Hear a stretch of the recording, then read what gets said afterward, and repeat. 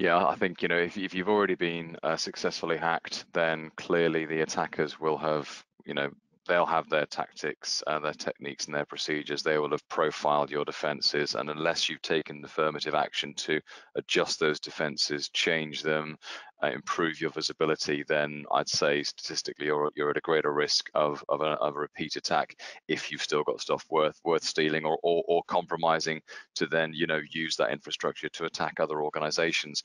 And that, I think, maybe part of that is why we're seeing an increase in the likes of detonation and deception, because if you look at that from a use case perspective, one organization we're working with, or we've worked with, they've purchased this specifically to protect their intellectual property, and what they've done is they've built sort of very compelling decoys around their primary store for intellectual property, and they've set their risk profile to very, very risk averse. So if anybody was to successfully compromise a device on that network, maybe by socially engineering somebody, getting them to install a remote access Trojan, maybe it's a 0-day, or for some reason, maybe they get in, that attacker will go to the immediate reconnaissance phase, start looking at what's available, and inevitably will touch one of these decoys. And if in a very risk-averse policy, you can say, as soon as the decoy is touched, even to say, are you there, with a ping, Mm. then you can lock them out. So you literally break that kill chain right at the very start.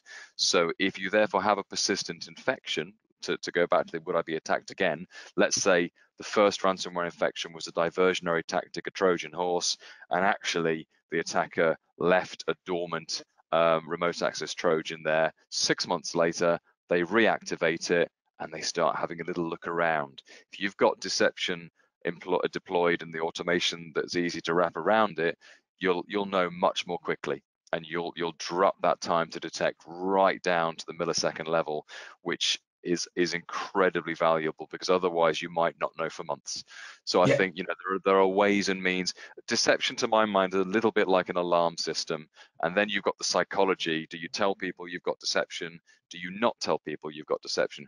Both are valid. It depends on the organization, it depends on the vertical, it depends on the history. Both are very, very valid, but it's very similar to a burglar alarm. And the automatic response that can be created as a result of that, with the link to the police force, for example. It's for deception and sandboxing work together to dramatically drop so those key Mm. metrics.